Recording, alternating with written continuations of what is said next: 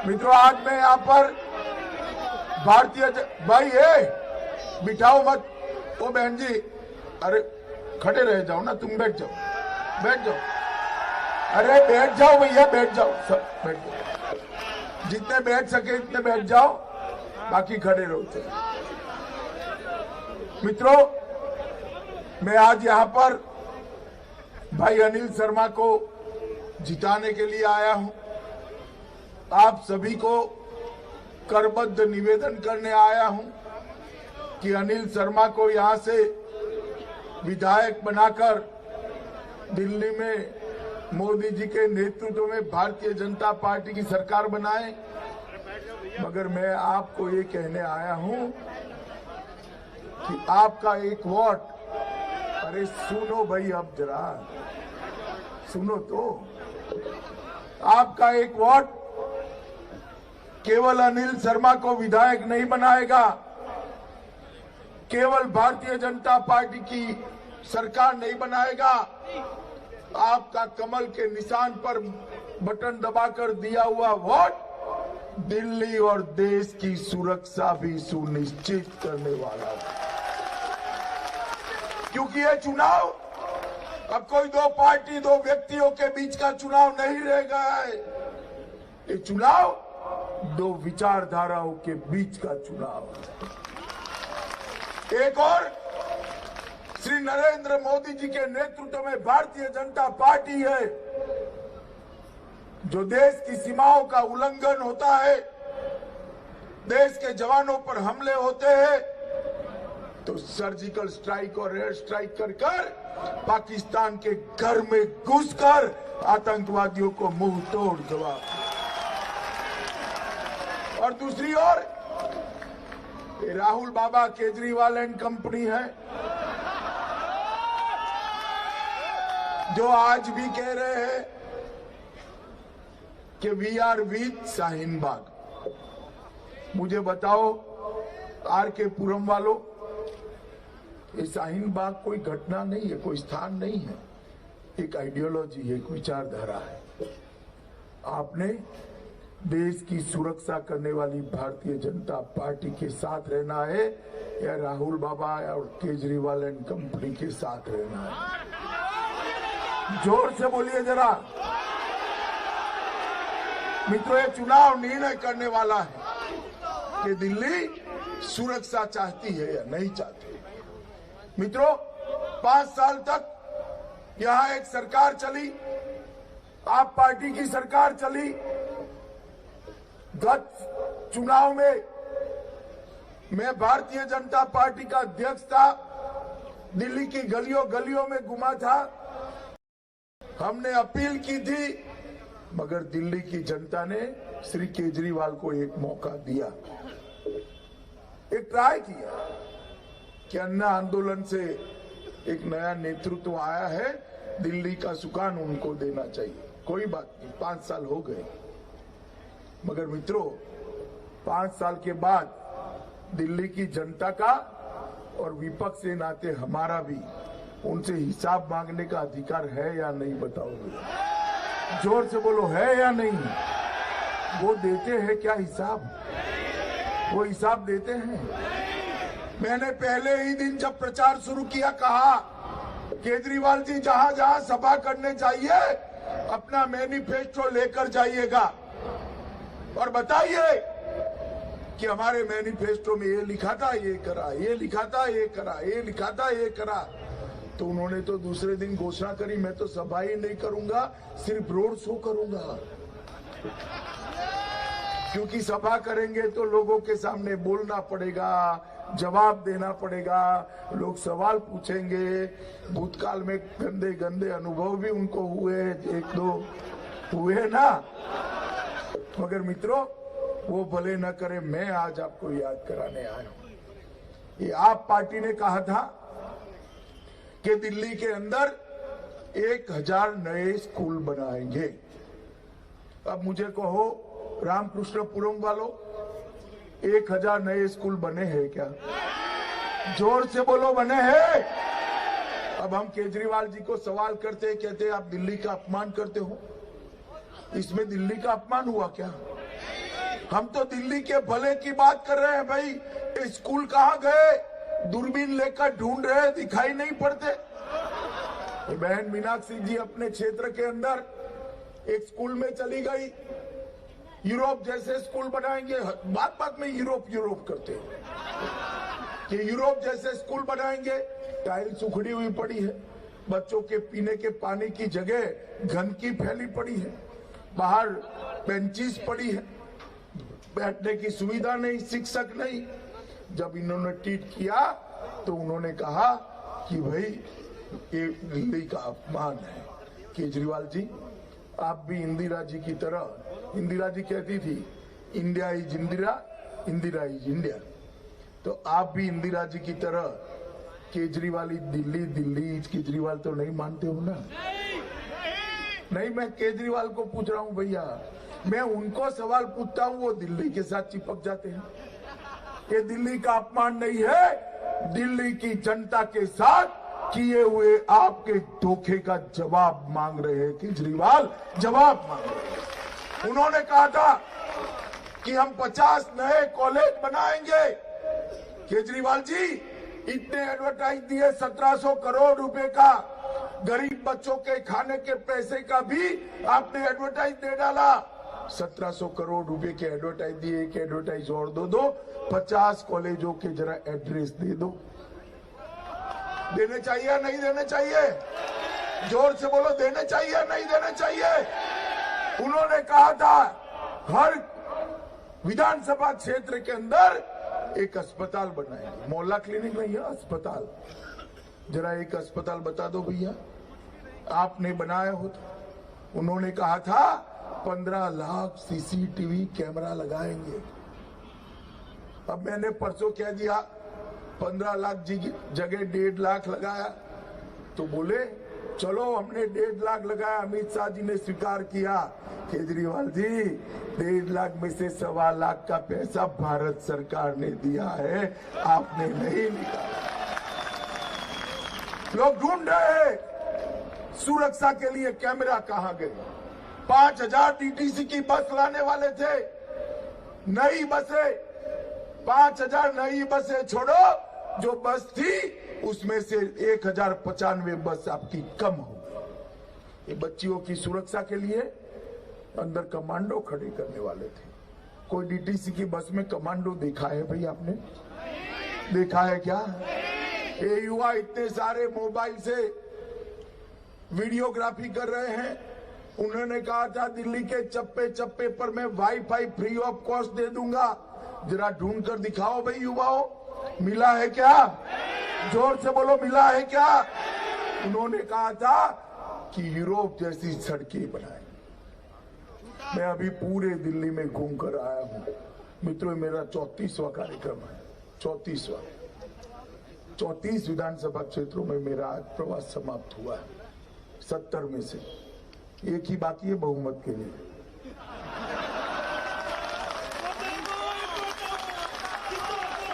और जहां जहां जाता हूं, जैसे ही ग्रामीण क्षेत्र में गया, दिल्ली के इंटीरियर में गया, लुटियन जोन छोड़ दिया, तुरंत ही गड्ढे में सड़क है या सड़क में गड्ढा है मालूम ही नहीं पड़ता। इन्होंने कहा था मां यमुना को हम स्वच्छ कर देंगे। केजरीवाल जी, मैं आपको चैलेंज देता हूं, यमुना जी के अंदर एक गोता लगाकर बता दो तो मैं मानूं कि यमुना जी को आपने स्वच्छ किया। आप क्या यमुना जी को स्वच्छ करोगे केजरीवाल जी? अगर नदियां कैसे स्वच्छ होनी है सीखना है तो प्रयागराज के कुंभ में जाकर गंगा जी में डुबकी लगाते तो मालूम पड़ता मोदी जी और योगी जी ने कैसे स्वच्छ किया। मित्रों, यमुना जी छोड़ो, यमुना जी को छोड़ो। दिल्ली के पीने के पानी का सर्वेक्षण ब्यूरो ऑफ इंडियन स्टैंडर्ड ने करा, BIS वालों ने करा। 21 शहरों का एक सर्वेक्षण हुआ और सबसे नीचा नंबर दिल्ली का था। आपने हवा भी प्रदूषित कर दी आपके झूठे वादों से, और दिल्ली के पानी को भी प्रदूषित कर दिया। आपने कहा था कि हम चुनाव जीतेंगे, तो बच्चों की कसम खाई थी कि सरकारी गाड़ी नहीं लेंगे, सरकारी मकान नहीं लेंगे, और जैसे ही शपथ हुई पहली फाइल सरकारी गाड़ी और सरकारी मकान की आपने चला दी। मित्रों, मुझे कोई आपत्ति नहीं, वो अच्छे बंगले में रहे, सरकारी गाड़ी रहे, दिल्ली का मुख्यमंत्री का तामझाम रहना चाहिए, उनको सुविधाएं भी होनी चाहिए, हम तो मानते हैं, परंतु झूठ बोलकर आपने वोट मांगे, ये मैं आपको याद दिलाने आया। मित्रों, मुझे बताओ, केजरीवाल जी ने कहा था कि हम अनधिकृत कॉलोनियों को अधिकृत करेंगे। 5 साल हो गए। 2015 में मोदी जी ने एक पत्र लिखा इनको, और पत्र से कहा कि भाई अनधिकृत कॉलोनी के सारे नक्शे लाओ, मुझे अधिकृत करना है। उन्होंने क्या 2 साल लगेंगे सर्वे में। 17 में लिखा फिर से, केजरीवाल जी अब 17 हो गई, 2 साल हो गए, लाइए नक्शे। उन्होंने क्या और 2 साल लगेंगे। मित्रों, 19 में आपने मोदी जी को फिर से जिता दिया, ये बहन मीनाक्षी को सांसद बनाकर संसद में भेज दिया, और 303 सीटें भारतीय जनता पार्टी की दे दी। मोदी जी ने इस बार पत्र लिखने की गलती नहीं करी, सैटेलाइट से पूरी फोटोग्राफी कर नक्शे बनाए और सारी अनधिकृत कॉलोनियों को एक कलम के झटके से अधिकृत बनाने का काम। 1730 अनधिकृत कॉलोनियों को अधिकृत कर मोदी जी ने 50 लाख लोगों के जीवन में एक नई शुरुआत की। और रजिस्ट्री का पैसा भी, जहां 1 लाख 2 लाख रजिस्ट्री होती है, कैपिटल गेन टैक्स लगता है, सारी चीजों को माफ कर 500 और 1000 रुपये में रजिस्ट्री कर आपको आपके मकान का मालिक बनाने का काम किया। यहाँ पर भी Nehru Ekta colony, JP colony, Ravidas camp, Hanuman camp, Saraswati camp, KD camp, Ambedkar Basti, ऐसी 22 अनधिकृत कॉलोनियां हैं, 22 कॉलोनियां हैं। और ये 22 कॉलोनियों के अंदर इसको अधिकृत करने का काम मोदी जी ने किया है। मगर सिर्फ अधिकृत करने से क्या होगा? आप मालिक तो हो गए, आप मालिक तो हो गए, मगर अंदर रोड बनाना है, रास्ता बनाना है, गटर डालना है, रास्ता डालना है, उसका बागीचा बनाना है। ये सारी चीजों को कौन करेगा बताओगे? केजरीवाल जी कर सकते हैं क्या? कर सकते हैं। हमने कहा था जहां झुग्गी होगी वहां पक्का मकान देंगे, उस सांप बनकर उस पर सो। भाई क्लियर ही नहीं करते। अब मोदी जी ने कह दिया है 85,000 झुग्गियों का सर्वे भी हो चुका है, जहां झुग्गी होगी वहीं 2 कमरे का मकान देने का काम ये भारतीय जनता पार्टी की नरेंद्र मोदी सरकार करने वाली है। और मित्रों, इसलिए आपको कहने आया हूं कि बहुत सारी महिलाएं, माताएं बैठी हैं, अब तो मटके में पानी भरते नहीं, बोतल आ गई है, मगर मटका लेते थे, उस समय मटका लेते वक्त उस पर जरा टकोरा लगाकर देखते थे कि या नहीं देखते, पक्का है या कच्चा है, देखते थे या नहीं देखते थे भाई? तो 100-150 रुपए के मटके को इतना जांच परख माताएं आप करती है। पूरी दिल्ली का कारोबार सौंपना है, केजरीवाल को पहचान गए या नहीं पहचान गए? अब गलती होगी, अब गलती होगी। मित्रों, दिल्ली का विकास केवल और केवल नरेंद्र मोदी के नेतृत्व में भारतीय जनता पार्टी ही करती है। आप एक बार, आपने 15 साल कांग्रेस को मौका दिया, 5 साल आप पार्टी को मौका दिया, एक बार भारतीय जनता पार्टी को मौका दीजिए। मैं आपको विश्वास दिलाता हूं, पूरे विश्व में सबसे सुंदर राजधानी दिल्ली को हम बनाएंगे। मित्रों, पूरे विश्व में। और हम भारतीय जनता पार्टी वाले जो कहते हैं वो करते हैं, और मोदी है तो। मित्रों, अभी मोदी जी को आपने 303 सीटें दे दी, और 303 सीटें देने के बाद राज्यसभा में भी बहुमत आ गया। मोदी जी ने एक के बाद एक 70 साल से उलझे हुए सारे सवालों का एक 6 महीने में मिला। मुझे बताओ रामकृष्णपुरम वालों, आप चाहते हैं या नहीं चाहते हैं कि हमारा कश्मीर देश का अभिन्न हिस्सा होना चाहिए? जोर से बोलो, होना चाहिए या नहीं होना चाहिए? मित्रों, 70 साल से धारा 370 और 35A को लगाकर बैठे थे, 70 साल से। और इस 70 साल से जवाहरलाल नेहरू जी धारा 370 लगाकर गए थे, कोई इसको उठाता नहीं था, हिम्मत नहीं थी। उनकी वोट बैंक नाराज होने का उनको डर लगता था। मोदी जी को पूर्ण बहुमत मिला, राज्यसभा में बहुमत मिला। हम वोट बैंक की पॉलिटिक्स नहीं करते हैं। 5 अगस्त 2019 को मोदी जी ने लोकसभा राज्यसभा के अंदर धारा 370 को हमेशा के लिए, और इस बार 26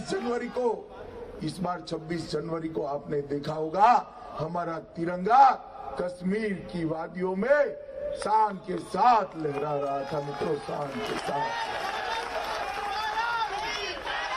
और ये कहते थे राज्यसभा में कांग्रेस पार्टी, लोकसभा में कांग्रेस पार्टी, आप पार्टी कहती थी खून की नदियां बह जाएगी, बड़ा नरसंहार हो जाएगा।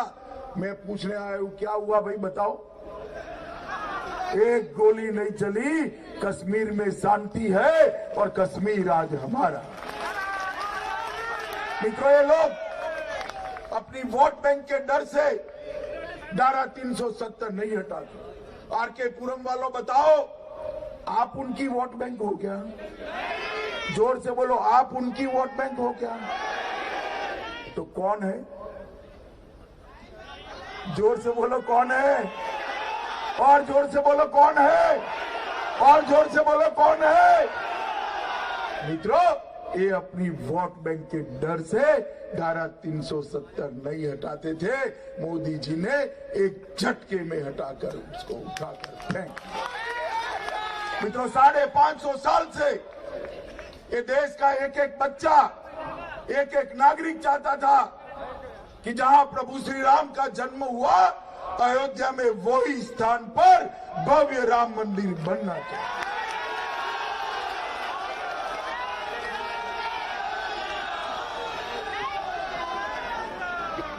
कांग्रेस, केजरीवाल, ममता, सपा, बसपा, ये लोग जब भी केस आता था कपिल सिब्बल खड़े हो जाते थे, अभी न चलाइए, अभी न चलाइए, अभी न चलाइए। क्यों कपिल भाई, आपके पेट में क्या दुखता है बोला? मित्रों, वो अपने वोट बैंक से डरते थे।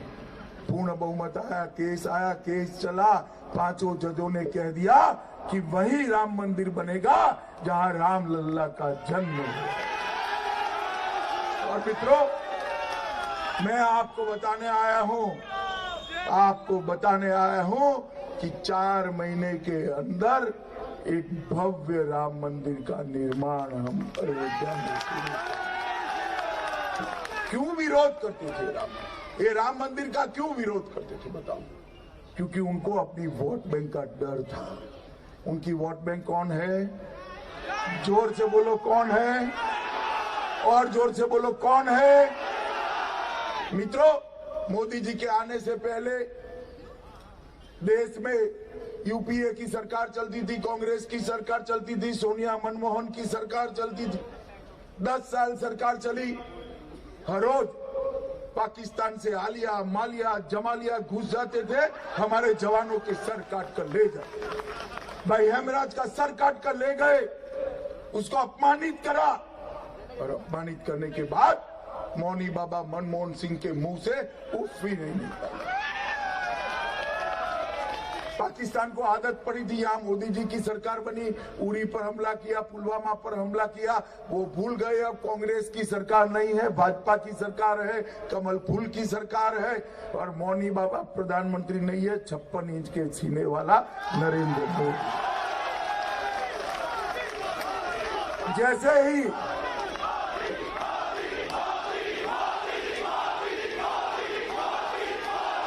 बोलो भारत माता की, भारत माता की, जैसे ही पुलवामा और उरी पर हमला किया, मोदी जी ने 10 ही दिन के अंदर सर्जिकल स्ट्राइक और एयर स्ट्राइक कर पाकिस्तान के घर में घुसकर आतंकवादियों के फूटे।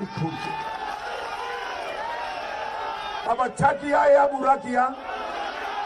अच्छा किया या बुरा किया? मित्रों, तुरंत केजरीवाल जी मफलर डालकर खड़े हो गए कि सबूत लाइए। राहुल बाबा ने भी कहा कि भटके हुए लोगों को क्यों आप बम गिरा रहे हो? क्यों भाई, आपके चचेरे ममेरे भाई लगते हैं क्या? उन्होंने भी सबूत मांगे। वो अक्कल के बूढ़ो, अगर सबूत चाहिए तो पाकिस्तान का टीवी खोल कर देख लो, छातियां पीट कर रो रहे हैं, सबूत मिल जाएगा। मित्रों, ये लोग पाकिस्तान पर सर्जिकल स्ट्राइक का भी विरोध करते हैं। क्यों विरोध करते हैं? अपनी वोट बैंक से डरते हैं। वोट बैंक, उनकी वोट बैंक कौन है भाई? जोर से बोलो कौन है, और जोर से बोलो कौन है?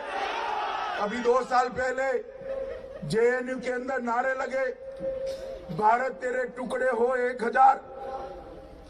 इन लोगों को जेल में डालना चाहिए या नहीं डालना? जोर से बोलो, डालना चाहिए। मोदी जी ने जेल में डाल दिया, कन्हैया कुमार को डाला, खालिद को डाला, और जेल में जाने के बाद जब चार्जशीट पेश करने का टाइम आया, दिल्ली सरकार की परमिशन चाहिए। मेरा गला बैठ गया परमिशन मांगते मांगते। केजरीवाल अभी भी कहते नहीं है कि हम परमिशन देंगे।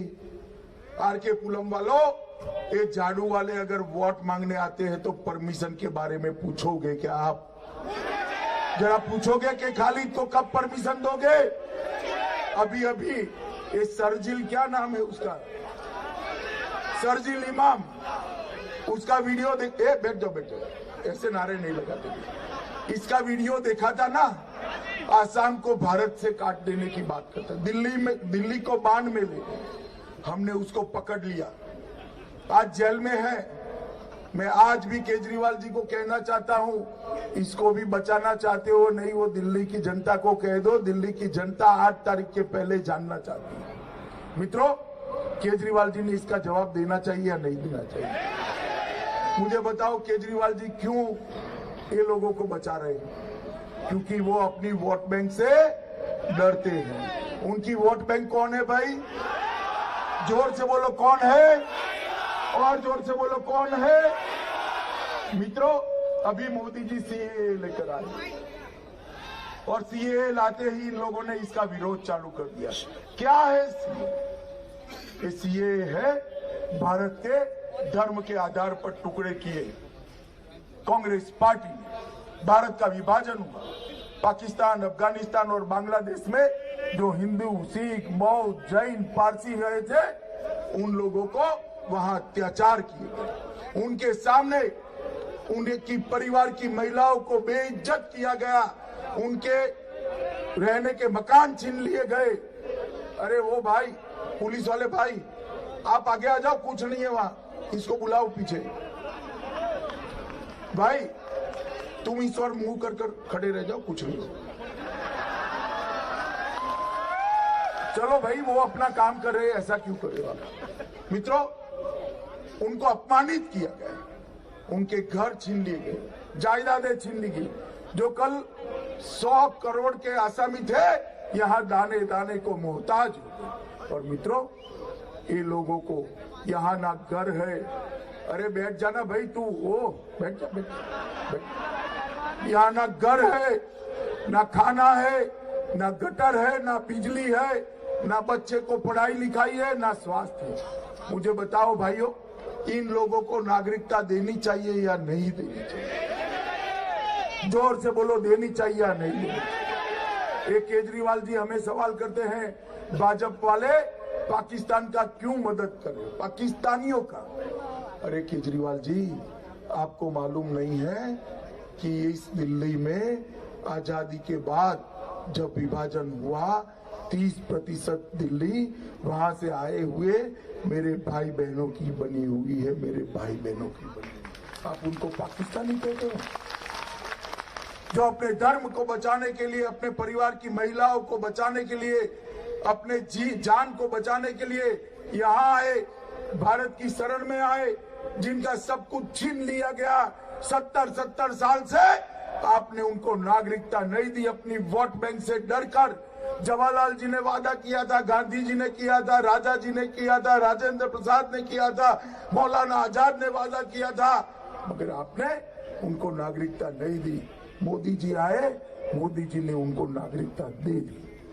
और मित्रों, आज वो हमारे भाई बहन सम्मान के साथ जीने के अधिकारी बने हैं।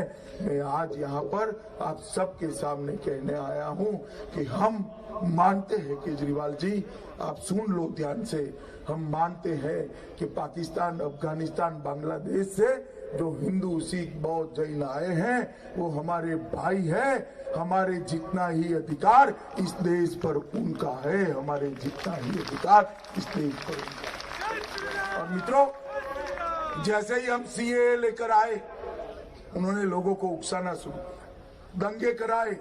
देखे थे या नहीं देखे थे दंगे? बताओ भाई, जोर से बोलो, देखे थे या नहीं देखे थे? कौन कर रहा था मालूम है ना? मित्रों, ये दंगे कांग्रेस पार्टी और आप पार्टी ने कराए। अब ये वोट मांगने निकले हैं। मुझे बताओ, जिन्होंने दंगे कराए हैं आज भी कहते हैं कि we are with Shaheen Bagh, वो दिल्ली को सुरक्षित रख सकते हैं क्या? जोर से बोलिए, रख सकते हैं क्या? मित्रों, दिल्ली को सुरक्षित रखना है तो केवल और केवल नरेंद्र मोदी और भारतीय जनता पार्टी रख सकती है। और तो जो अपने वोट बैंक की लालच में देश की सुरक्षा, दिल्ली की सुरक्षा के साथ समाधान करते हैं, वो दिल्ली को सुरक्षित नहीं रख सकते, देश को सुरक्षित नहीं रख सकते। मोदी जी ने पूरे देश को बदला है, पूरे देश के अंदर अनेक प्रकार के बदलाव लेकर आए। मोदी जी दिल्ली बदलना चाहती है। आपने म्युनिसिपल कॉर्पोरेशन भाजपा को ली, केंद्र सरकार भाजपा को दी, बीच में एक जगह छूट गई। छूटी या नहीं? छूटी है ना?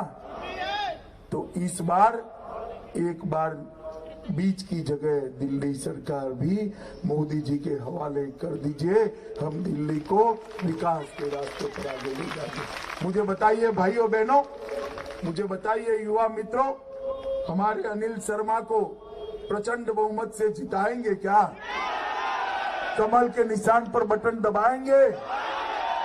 अरे सुनो आर के पुरम वालों, कमल के निशान पर बटन जरूर दबाना, मगर इतने जोर से दबाना कि बटन आर के पुरम में दबे, करंट शाहीन बाग में लगे।